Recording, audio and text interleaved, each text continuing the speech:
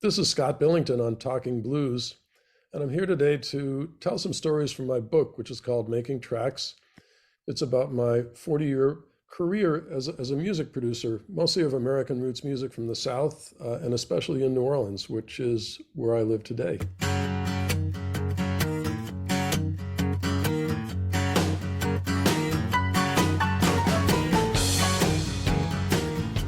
When you mentioned New Orleans, the first thing that came to my mind when I read the first chapter, and when you made your way to University of Arizona, or to Arizona to attend university, you were headed towards New Orleans, but you didn't make it.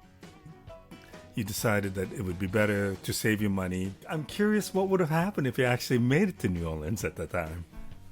I don't know. And my father actually had almost gotten transferred to New Orleans once, working for the American Sugar Company. So there were a couple of times that I came close to getting there. The reason I didn't go to New Orleans when I was 17 years old and driving out to Arizona was my truck was in such terrible shape. I just didn't dare drive it an extra mile.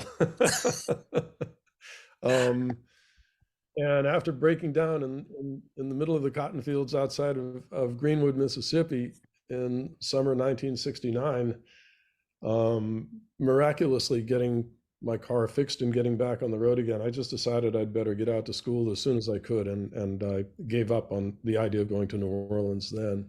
It would have been wonderful, I'm sure. I just don't know if you would have made it to school if had you gone to New Orleans at that point. I may not have. So the other thing that comes across very strongly, very quickly in the book is your love of music, but your love of records. Is that love still there? Oh, absolutely. Sorry, as a record collector, are you still collecting records? No, I don't collect records anymore, but I think the idea that a recording of music can reach someone as deeply as any other art form can, uh, and that would include live performance. I mean, if you go to hear uh, a live jazz performance, if you go to a ballet, um, you can sometimes gain some insight into what makes life so beautiful. And I think the idea that you could do that with a record, I mean, a record is not a live performance, it's usually in the studio. The fact that you're there and not in front of an audience changes the way the music is played, I think. But when everything comes together and you've got all these different colors that you can mix, just as if you're mixing paint in a way, you can come up with something that will move somebody and make them feel something very deep and hopefully that's enriching for them. And I was always intrigued with the idea of the record itself, of the sounds on the record, and even more importantly, how do you get that great performance, that transcendent performance that just reaches somebody on the other end? It's all electronics, and yet it's something that can really speak to people. I've talked about this a few times before on the podcast, but it's not an easy thing to make a record, I would imagine. And we hear these brilliant albums, but as you outline in some of your stories, there are things sometimes it works really well and you capture the magic, but there are times when you don't. Oh, that's absolutely true. You can't just push a button and have even the greatest musicians automatically give their best. There has to be an environment that is comfortable, um, just from a technical perspective. In their headphones, they have to be hearing something that inspires them to want to give their best, that makes them feel really confident in what they're doing. Some people operate on such a high level. Oh, I think of the singer Johnny Adams, for instance. He never gave a bad performance in the studio. And yet there was a level that he could reach when the music was just right, when the harmonies he was hearing inspired him to go someplace with his vocal that he might not otherwise go, and to put forth something with such feeling and emotion that it would give you chills being in the studio when he did that. There was a difference. I mean, he was never bad at all, but getting to that point where the studio goes away, the chemistry of all of the musicians who are playing together coalesces into something that's greater than any individual could do. And even sometimes you go back and work on things. You may add a horn section to it. You may go back and work on the vocals again and completely redo the vocals that are on a track. But for me, having the foundation of an inspiring performance as the core of the record is the place where I always want to start. Give me, if we go back, tell me about how you got into music and how you became a harmonica player. Okay. I got into music at a pretty early age. Um, like so many other kids of my generation, I was a rock and roll fan. My mother gave me a harmonica in my Christmas stocking when I was 11 years old. She got it with a book of green stamps. There were stamps that they handed out at the grocery store, and you could go trade them in for a toaster or whatever. But she got a harmonica, and I started playing along with records by Bob Dylan and things like that. When I was 14 years old, my family moved from Arizona to New Jersey. I started going into the village and hearing different bands, Grateful Dead and Mothers of Invention at the Garrick Theater and the Fugs. But when I heard Paul Butterfield, it just completely blew my mind, like turned my whole life around. Um, my dad passed away that same year. My mom moved us back to Massachusetts, which was where her family was. And I just poured myself into playing the harmonica. Um, the blues bug really bit me. I heard the Junior Wells Hoodoo Man blues record that the brother of a friend of mine had, and I started obsessively going after records then, hearing whatever I could. There's a wonderful guy in Boston, Skippy White, and he's still with us. He had a record store when I was in high school in the late 60s. And he was a great blues and gospel fan. And I would go there every Saturday afternoon when I got off my job as a stock boy at the factory where I was working. And he would turn me on to all these different artists that I might not have encountered, at least that early in my life. People like Percy Mayfield. It's kind of wonderful combination of jazz and blues and great lyrics, and some more down home stuff, Elmore James and the Excello records, Slim Harpo and Lonesome Sundown and so forth. So by the time I was a junior in high school, I'd gotten good enough to go get a gig with this couple that had moved to Boston from Austin, Texas, Mike Allen and Lana Petty, and I was playing at all of the folk clubs in Boston, the Sword and the Stone, Turk's Head, Unicorn, and I went to college for 1 year, driving out there to Arizona to go back to Arizona, where I spent some years growing up. But other than that, it was just the blues and music that became my life and my career, and that's really all I ever did after that point. I know that you played in bands a lot from your younger age, but did you ever consider that to be a career?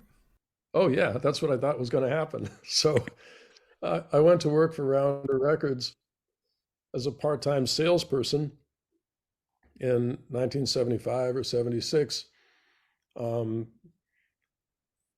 I was working at a record store at the time and playing in bands, and I couldn't work in the record store anymore just because the band started touring, and I couldn't hold down that full-time schedule. So when I took the job with Rounder Records, it was just to make a little money. I had a daughter. I had some responsibilities, and I thought that was just going to supplement my income while I kept playing music. I was playing in a swing band called Roseland at the time, playing chromatic harmonica and harmonica. But little by little, the Rounder job just opened up into something bigger than I ever thought it would be. I was certainly attracted to the music that Rounder Records represented. That's why I went to work there. Um, I'd had some inclination of what a record producer did at the time. I think I had dreams of producing records when I was 15 or 16 years old. And all of a sudden, that opportunity began to present itself at Rounder Records. The first thing I did there was an album by Johnny Shines. A few years earlier, I'd been a part of the Boston Blues Society. It was a group of 6 or 7 friends, Dick Waterman, who just passed away this past Hmm. week, Peter Goralnik, Erica Brady, Bert Gessner, and we'd put on concerts in Cambridge, Massachusetts. Um, Often they were the survivors of the original first generation of blues players. People like Skip James or Son House, some slightly younger artists like Johnny Shines, Roosevelt Sykes' little brother Montgomery. They would come to Cambridge and play for these adoring audiences. You could just hear a pin drop when they were playing. It was a very kind of respectful environment. Certainly the antithesis of what they might have been accustomed to in the music and performing it when they were younger. And we had an album of tapes by Johnny Shines that was really good, wonderful performance. So Peter Guralnick, the great writer of American roots music, and I went to Rounder and said, okay, we'd like to put out this record. And they said, great. And we did. He wrote the notes, I designed the cover, and we edited the thing together. It had been recorded by one of the members of the Boston Blues Society, Dirk Gessner. And that led to more recordings in the studio with Johnny Shines and Robert Jr. Lockwood. I made a record with Sleepy LaBeef, who had relocated to New England after his bus burned up on the main turnpike. I had started playing in his band. And it was a very organic process. And I really still look back at that and think, man, I was just the luckiest guy in the world to have been in that environment at that particular time and have this opportunity to present itself. And it just kept going from there. I presume it kept going because you were good at what you did, but I wondered, as a musician, how much studio experience had you had before you started working with artists from Rounder? I'd had very little experience in the studio before I went to work for Rounder and started working with those artists. One of the bands I was in had made a couple of records, and I guess I was sort of the producer of those sessions, but it was really learning on the job. And I realized right away that I needed to learn a little bit more about how the studio worked, particularly when some of the records that I made, I really didn't like the way they sounded. We made a wonderful record with Sleepy LaBeef called Electricity, but the engineer at the time had this kind of 70s drum sound where you would EQ the kick drum so it sounded like another snare. It just sounded very kind of artificial and small. It didn't do service to the performances on the record at all. And I've never really become a recording engineer by any stretch of the imagination, but I've certainly learned enough, and I've learned enough to appreciate a really great engineer. And for most of my career now, I've worked with just a couple of different engineers, David Farrell, Steve Reynolds, and many others too. But it's knowledge that I think someone who makes records needs to have. You can't just go in there with a concept of what the music should be. You have to also understand how the music should be recorded and understand the processes that you can manipulate the music after it's recorded to sound any number of different ways. And but it was definitely learning on the job. Today, you can go to Full Sail. There's all these different recording schools where somebody can actually learn this. I've actually taught record production at Loyola University in New Orleans now, and they have a great engineering program there as well. So there are better opportunities for somebody who's young who wants to learn about the technology and engineering today than there were when I was starting out. I would presume that most of my audience would know this, but for those who might not know, how would you describe Rounder Records and what its mission was or what its goal was? Rounder Records was founded by three friends who shared a passion for traditional American music. At the time, that meant to them old time music and bluegrass in particular. There was also some blues in there. They modeled their label to a degree on Folkways Records, which was sign of this sort of this omnivorous label that recorded all kinds of things that nobody else would record, and a lot of American folk music along the way, Lead Belly and Elizabeth Cotten, and just on and on and on. I think they had 3,000 or 4,000 albums in their catalog at one point. But along the way, the three founders of Rounder, Ken Irwin, Marion Layton, and Bill Nowlin, developed this aesthetic. We used to just call it the Rounder Way. it was music that was rooted in different communities. It could be blues, it could be music from any other part of the world. We put out a lot of African music at one point.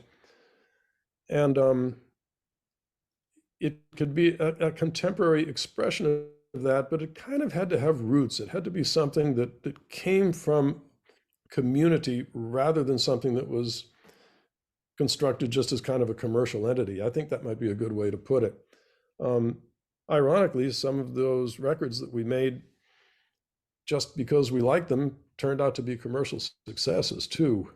And I think when someone listens to a record and hears a song that they could relate to, but also maybe some uh, roots that come from a community where people dance to it, where this was something that wasn't just a commercial product, but something that was part of community. I think it can have a deeper significance for some listeners when it comes from that space and that place.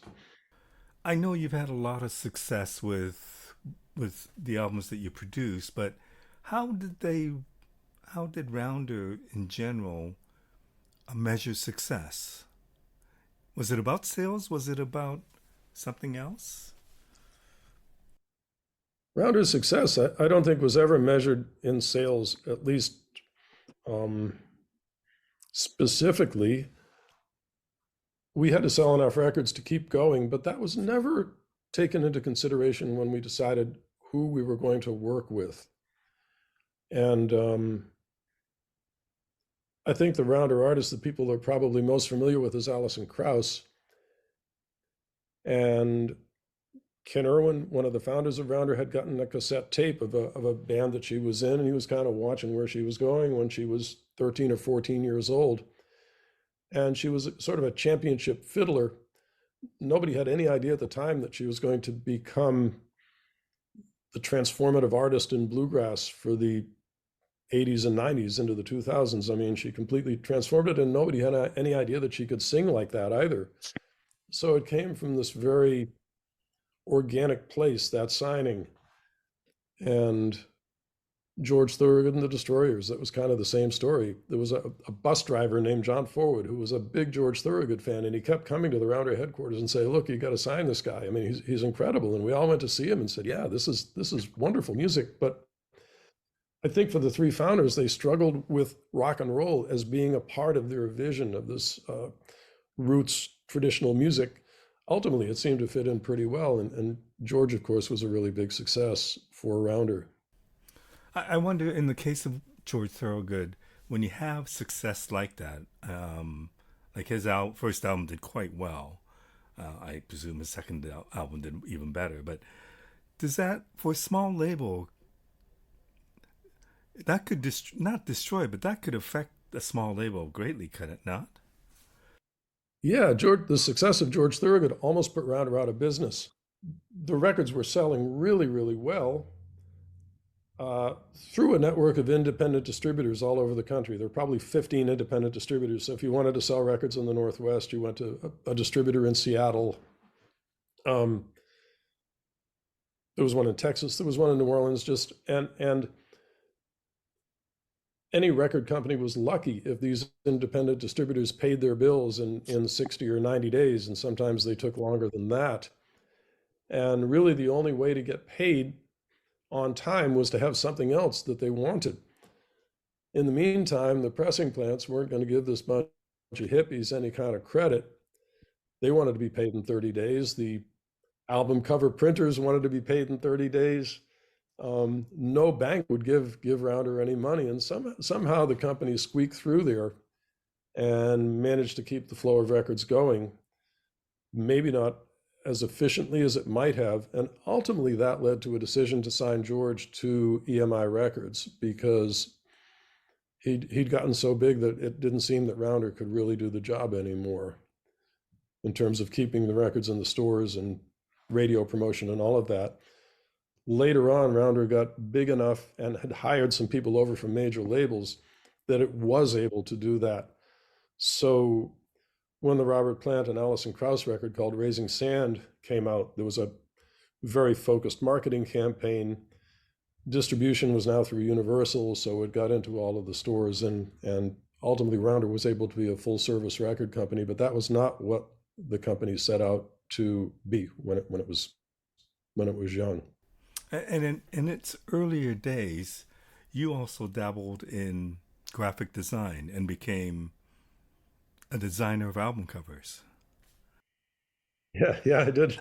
I mean, everybody did whatever needed to be done. So I did a lot of writing too. I would write the album profiles and the ad copy, and I probably designed 300 or 400 album covers, maybe more than that. I don't know, for Rounder over the years, um, and really got into desktop publishing in its early days. There was another designer there, and she and I just jumped into that way before most anybody else did. And of course, it was a much more efficient way to make artwork back then too. So, um, but I still do that. My wife is a children's musician, Johnette Downing, and we've been working together on her books and videos and so forth. So it's something I still enjoy doing quite a bit, the design.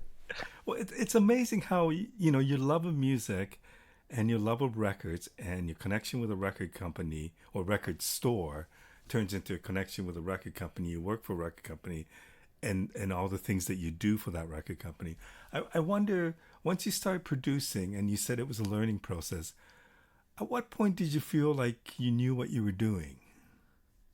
I don't know if I know that today, but no, I mean it's you kind of have a vision for what you want the record to be. Um, I try not to be too rigid in that because you want to leave room for surprises when something unexpected happens that just is really fantastic. And I think I've gradually just learned enough about the technical aspects of it to operate on a fairly high level when it comes to the recording quality of the records, but also so much of it has to do with just putting together the right team. So working with a singer, maybe Ruth Brown or Solomon Burke, or Johnny Adams, and thinking about the repertoire that we're going to record, thinking about what makes each artist get excited, what kind of music they want to listen to, and then putting together the musicians who would be on the record. You want a team of people who are really going to want to be there and be selfless in the way that they're going to support the artist. So there's no egos there, and everybody just working toward this one goal of trying to make the artist sound great. And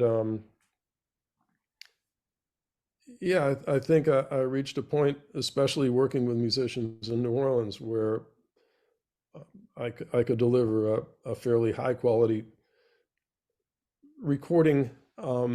And each artist, of course, was different. There's a different psychological thing that has to happen with each artist, but I definitely got more confident in my ability to do that over the years. And it got to the point where artists would want to work with me because they could hear that kind of thing in some of the records that I made, and they wanted that um, freedom to be themselves in a way, I think, and have that support behind them. With all the albums that you've done, and you've worked with some great musicians, and you mentioned how you need to put together a great team behind them, whether it be the engineering team or the side musicians that you hire. You also have worked with great songwriters. That knowledge of good songwriters and good musicians, does that come from you being a good musician? I don't know. I mean, I definitely have worked on my ear over the years. One of the greatest things I ever did in terms of my career was I took an ear training course with a guy named Rand Blake at the New England Conservatory of Music. He actually gave me private lessons. He was the head of what they call the third stream department there, which is sort of jazz and classical fusion.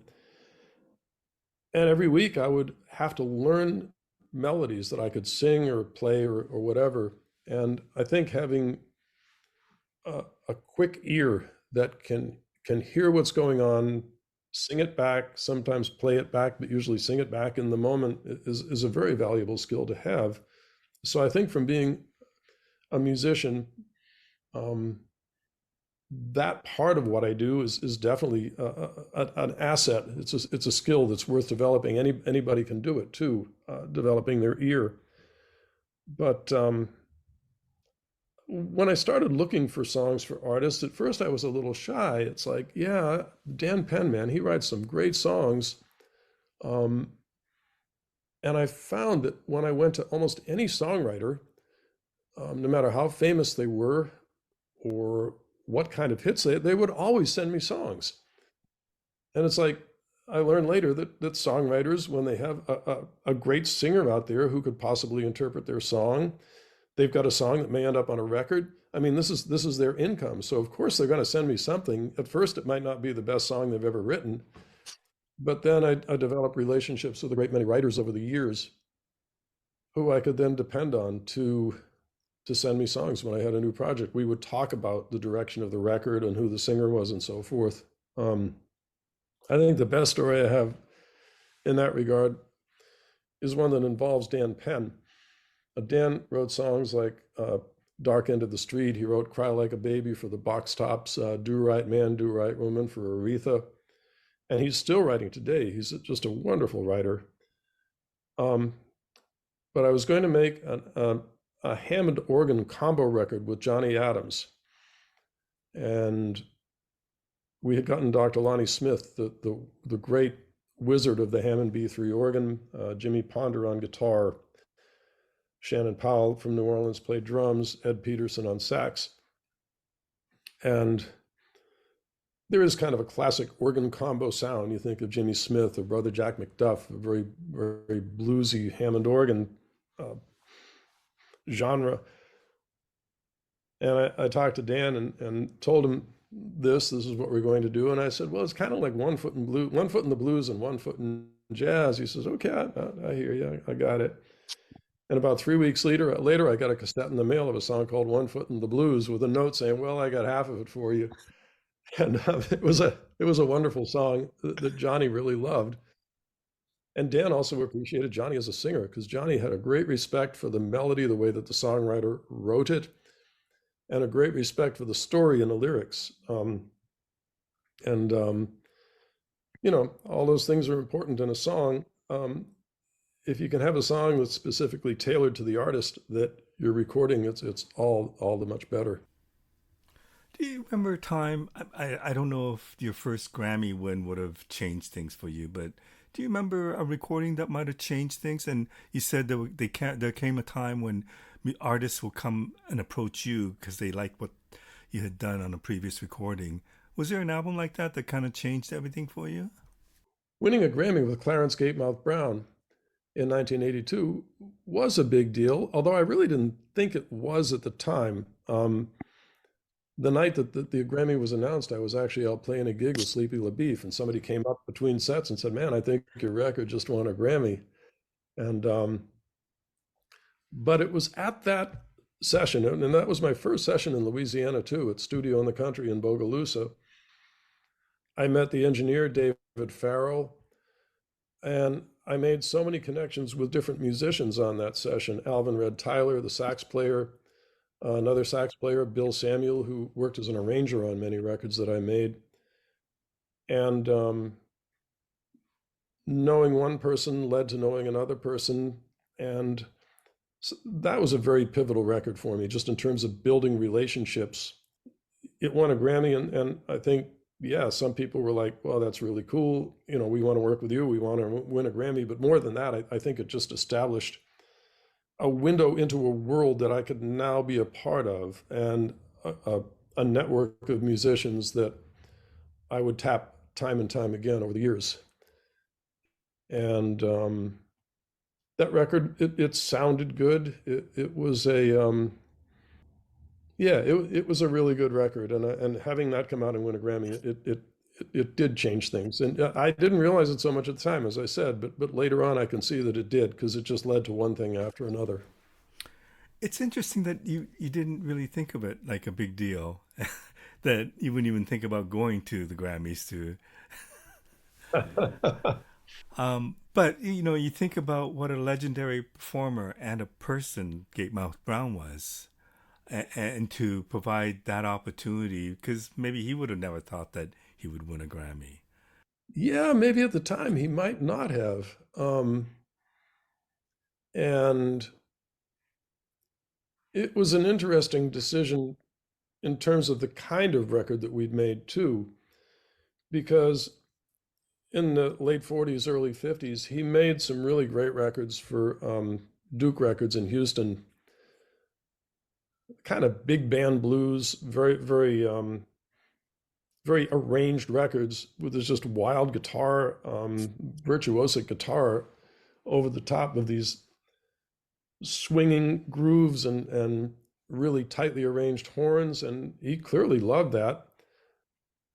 He also played fiddle. He had a lot of country music in his background. A few years before our record, he'd made a record with a band called Louisiana LaRue, mostly instrumentals, playing guitar and fiddle. And he ended up on Hee Haw.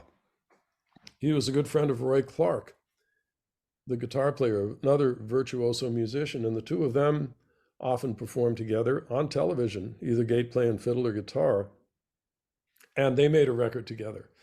So this decision made in concert with Gatemouth and his manager, Jim Bateman, to make a record that brought him back a little more into the blues realm, but with this very kind of sophisticated big band kicking him along. That worked. I mean, thinking of the direction of the record that you're going to make with somebody like Gatemouth or so many singers, that there were just so many directions you could go. So having a concept like that and then going for it and then executing it fairly well, it changed his career. And I think that was where most of his records went in the years after that too. It was interesting too because Gate did not want to be stereotyped as a blues musician at all, and he wasn't. He was very sensitive about that. Yeah, he really was. No, I tell the story in the book that, here we are. We're going to make a blues record with Gatemouth Brown, and then I get to Louisiana and I meet him for the first time, and it's like, well, this guy doesn't even want me to say blues around him. So, but it was just one of the things he did well. He knew he did it well, and of course he didn't really not want to play the blues. He just resented the stereotype. Speaking of bluesmen and Grammys, I don't know if it was the last Grammy you won, but the Grammy you won with the amazing Bobby Rush. Oh yeah, man. and somebody who's put in, his due. He's played for years and years, and probably, I mean, he's really well respected in the blues community, but probably not as much as he should be. And working with him to record a Grammy nominated or Grammy winning album is pretty impressive. Well, that was a dream come true, and it was a dream session. I got to say that none of that was hard work. No matter how hard we worked, it wasn't hard work. And he and I had met probably 25 or 30 years earlier, coincidentally at a Grammy event. And we stayed in touch over the years. I would go see him whenever I could. And at one point, Marion Layton at Rounder wanted to sign him to Rounder, but he was like, no, he had his own label. He was performing for primarily African-American audiences in the South, and he really had his connections together there. Bobby's a pretty smart businessman as well as a musician. And when we finally worked together, I think he saw that it was his time to reach out into the world a little bit more, partly because that, they called it the Chitlin Circuit, this circuit of nightclubs that catered to an African-American audience. It was kind of going away too. And Bobby had reached the age too where he truly was a legacy musician. Even today, he's almost 90 years old, and he's still an incredibly vigorous performer, very witty person. There just aren't too many people from that generation left that can do it on the level that he does it. And he's always had an incredibly entertaining show too. So when we made the record together, I didn't want to lose the raunch, I guess I would say. And I say that as something very positive too, because when Bobby does something raunchy, it's always done with a great sense of humor and a great sense of humility too. And it's entertaining. I mean, nobody can walk away from a Bobby Rush show without a smile on their face. But at the same time, many of his records he had made with program tracks or a sound that I think might have been becoming a little bit dated, an 80s kind of R&B sound on his records. So I wanted to record him with a really great band live in the studio and do it in New Orleans. Another dream I'd always had was to use Kirk Joseph, the sousaphone player for the Dirty Dozen brass band, just as a bass player. I mean, forget that he's in a brass band, forget that he's playing sousaphone. Just think of him as a guy that plays the bass because he's a great bass player. And we had Jeffrey Alexander, Jelly Bean on drums, Cornell Williams on bass, David Torkanowski on keys. Just an amazing band in the studio. Vasti Jackson on guitar, who had worked with Bobby on a number of projects over the years. And Shane Terrio as well, no? Oh, Shane Therio on guitar. Yeah, sorry, I left Shane out. Yeah, yeah. And boy, Shane and Vasti together, it was like they were one mind, the guitar parts that they worked out. And it seemed fairly effortless at the time. It was just also natural for everybody to be there playing this music together. And we worked quite a long time on developing the material for that record. We wanted the songs to be as strong as they could. And Jeff Albert arranged the horns on that record. We did the horns in New Orleans. All great players. Yeah, lo and behold, it won Bobby's first Grammy after some 60 years in the business. It was a wonderful thing to be there. I was there for that one too. I didn't want to miss that. I wonder, as a kid who was so into Junior Wells' Hoodoo Man Blues, somebody who got into the blues scene in Boston, got a chance to go on stage and play with the great Muddy Waters, Yeah. Sunday afternoon jam. I wonder how your view of the blues has changed over the years. That's a good question. Musically, blues is a relatively simple form. The chord changes, um, the nature of the first line repeating, and then a third line that comes along in each verse to wrap up the thought in the first line. And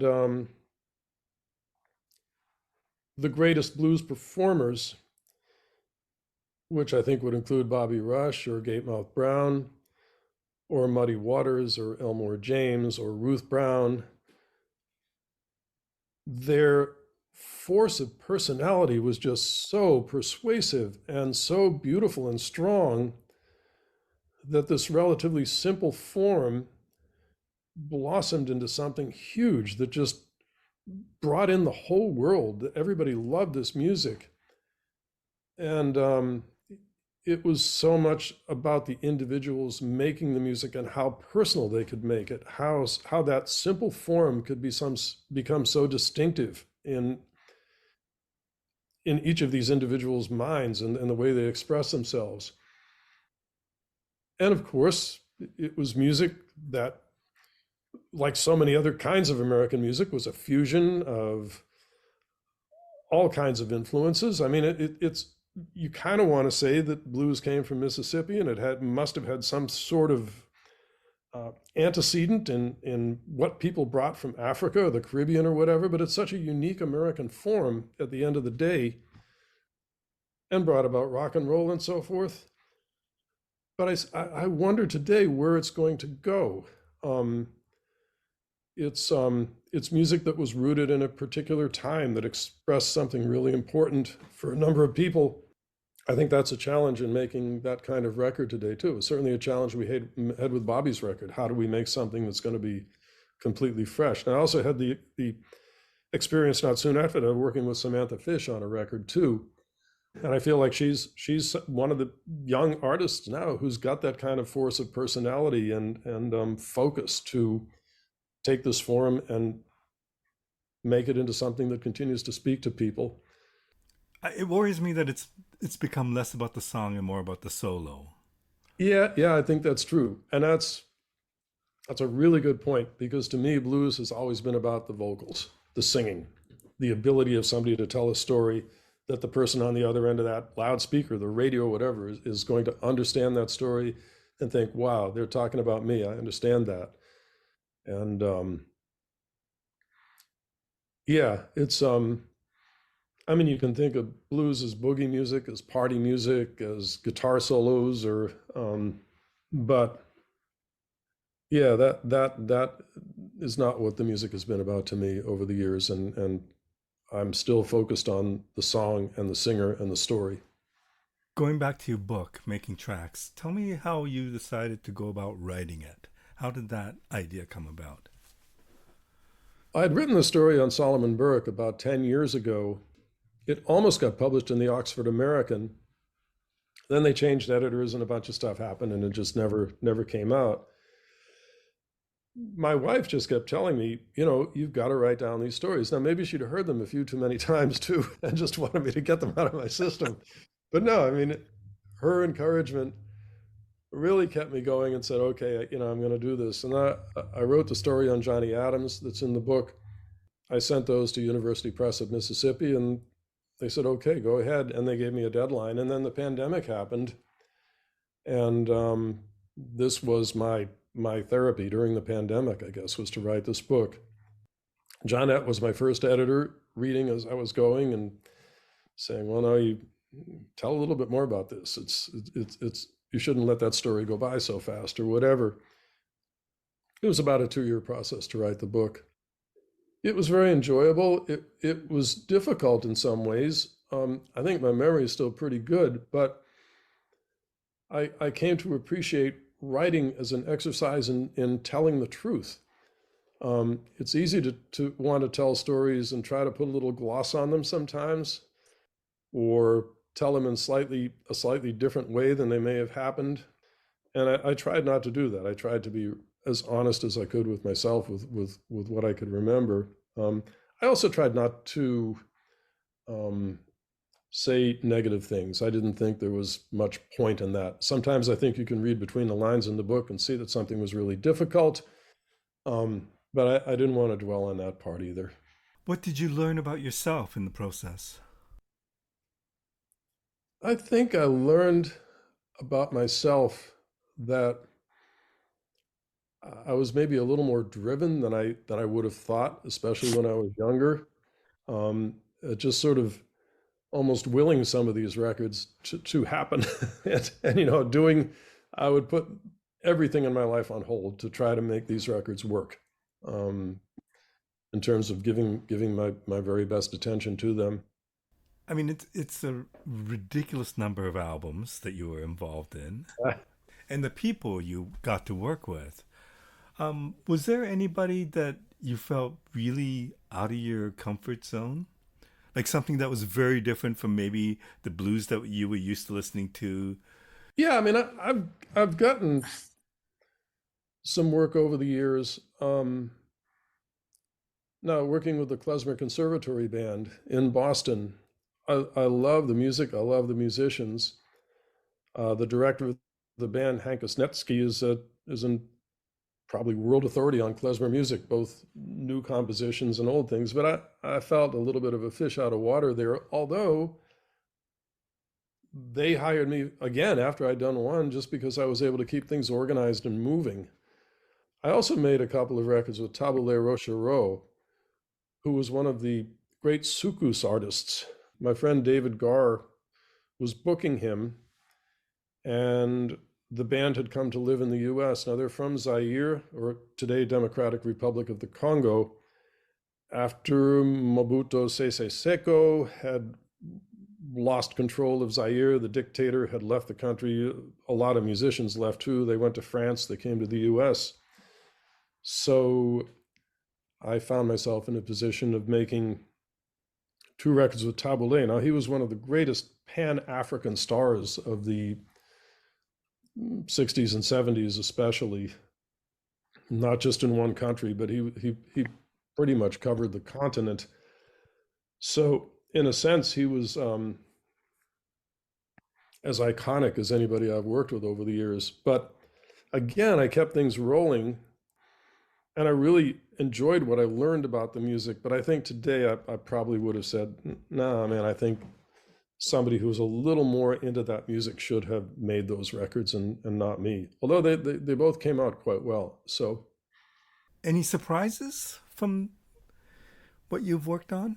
Like something that you thought would do way better or wouldn't do as well? hmm.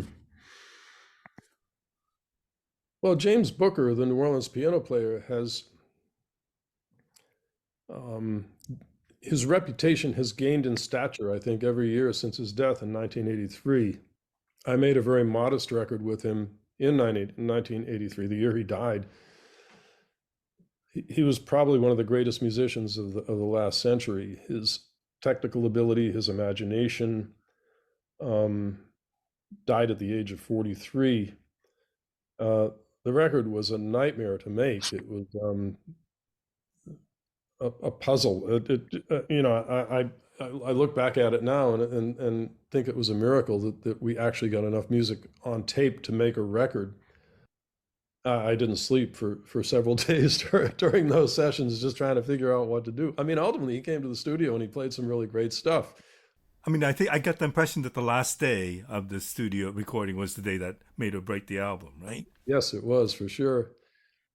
And when he passed away, there was no second line for him. His funeral was just kind of a depressing affair in New Orleans, and his family, he was kind of an outcast to his family, I think, and now you see his picture on T-shirts and on murals in New Orleans, and he's just so venerated. It's been interesting to see that happen. I mean, he was like the Van Gogh of New Orleans. I think I said that in my book, where just so underappreciated when he was alive, and every year, I mean, there's this beautiful 5 CD box set just came out of some concerts that he'd made in East Germany in the 70s, and just mind-blowingly great.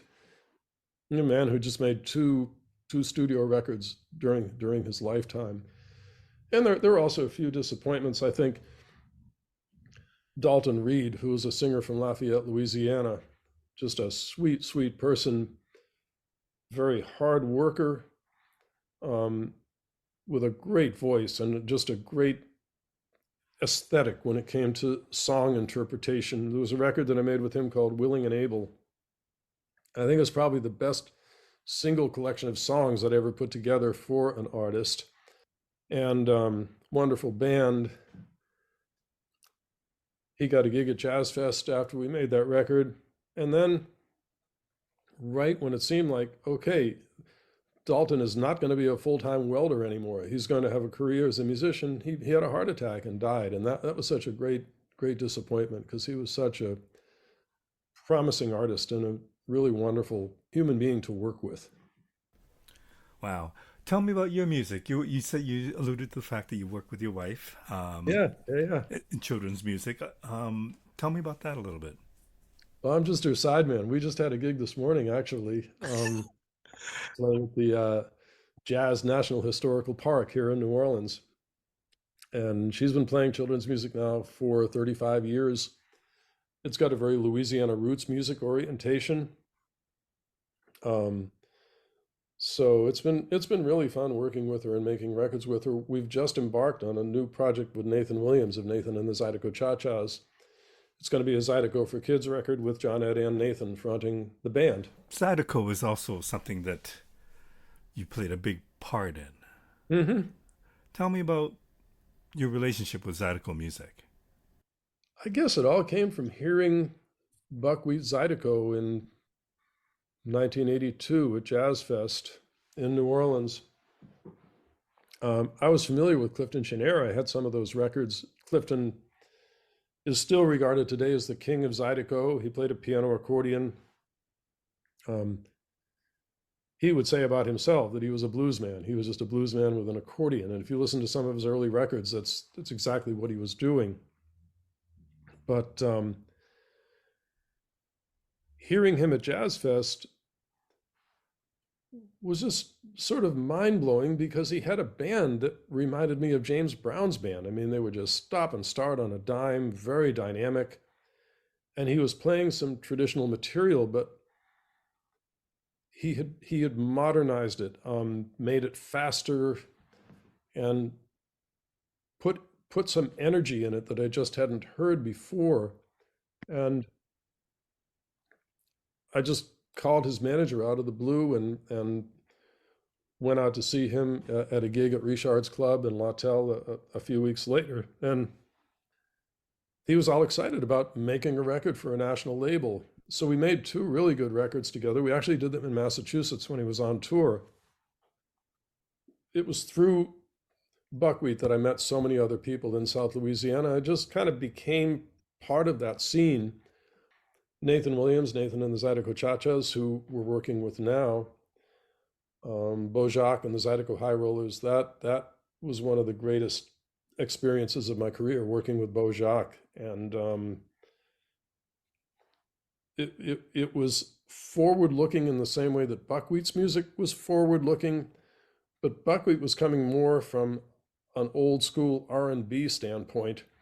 Bojack, Andres Espre was his name, was coming from a hip hop, Santana and War, the things he listened to when he was in high school, and put together just one of the funkiest bands on the planet. I mean, hearing Bojack in the early 90s at Richard's Club or at a chemical plant dance in Port Arthur, Texas, or wherever, it was just mind-blowingly great groove music.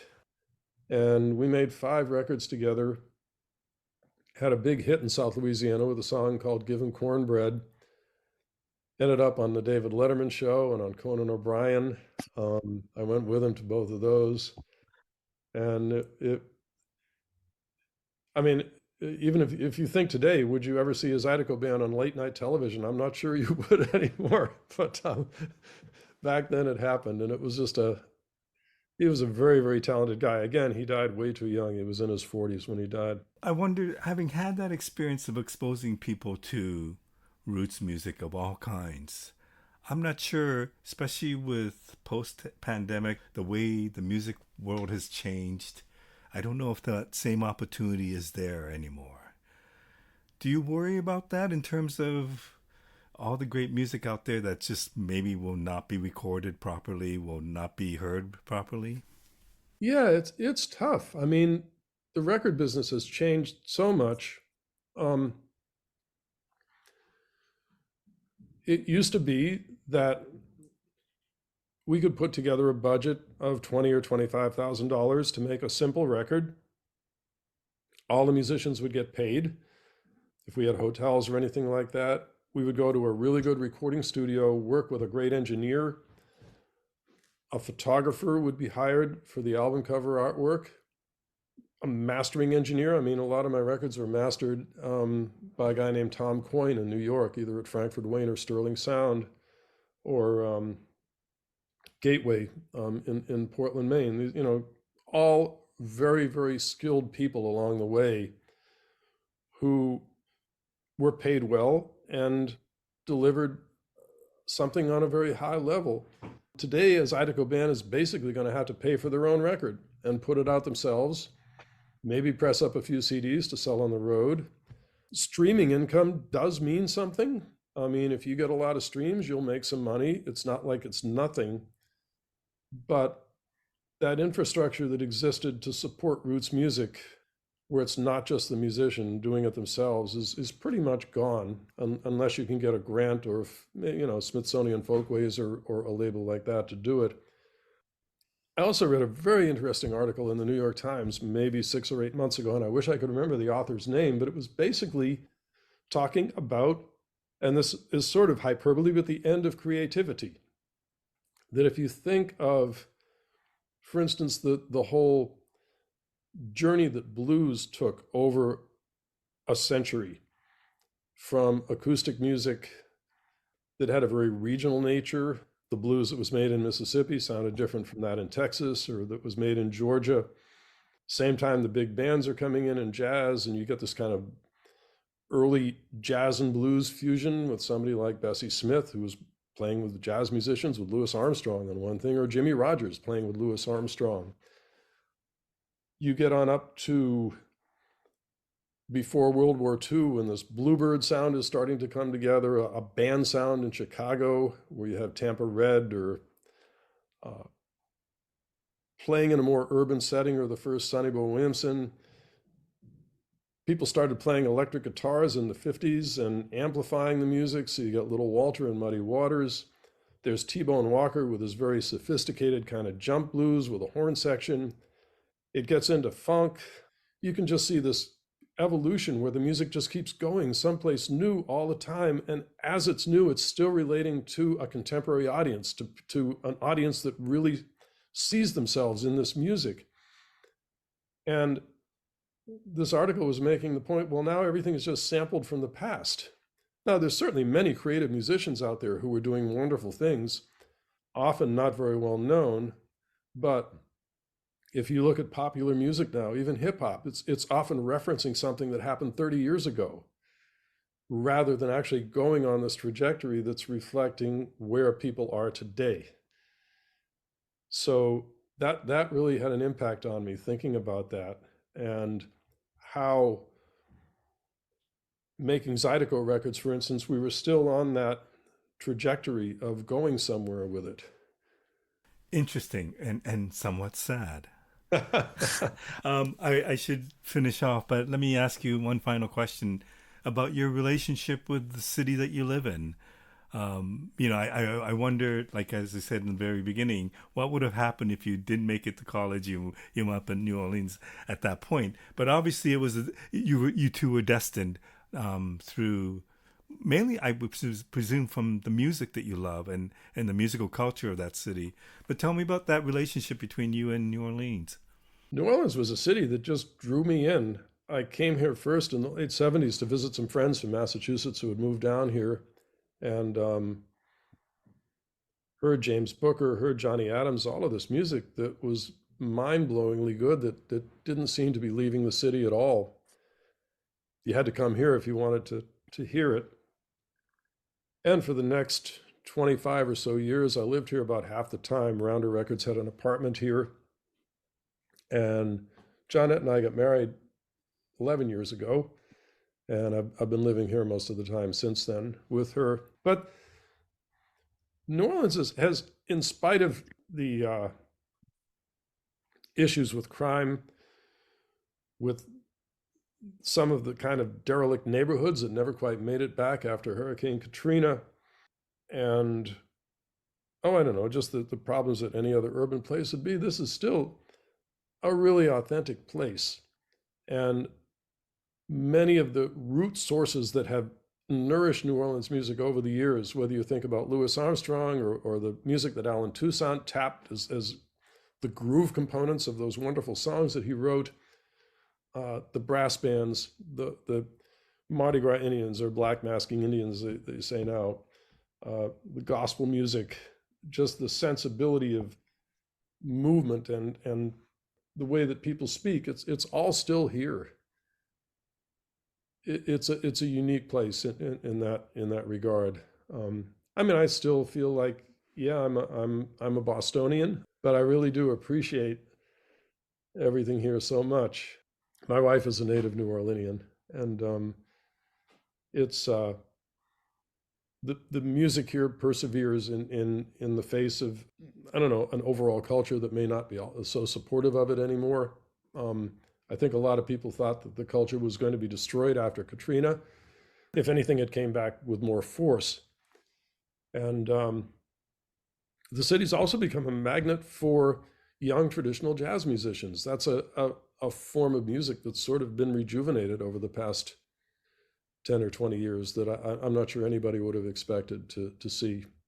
You know, like I said, it's still not easy to make recordings of roots music or to find an outlet that's meaningful.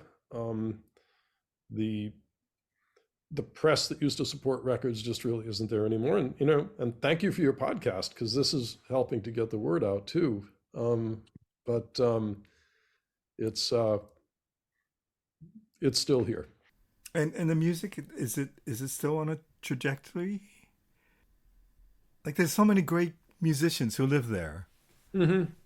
Um, yeah, is it on a trajectory? I'm not sure. Is it music that kind of went back into the community where from whence it had come in the first place, and is still nourishing the community in that way? I would say yes, and maybe those elements are here, ready for,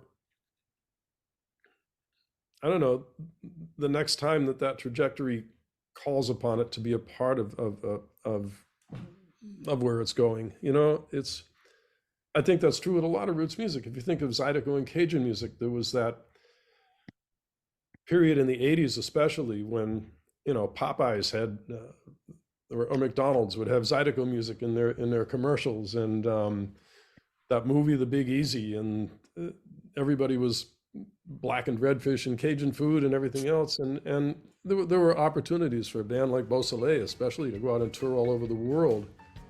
Now maybe the music has just gone back into the community that from whence it came in the first place. I think we are seeing a little bit.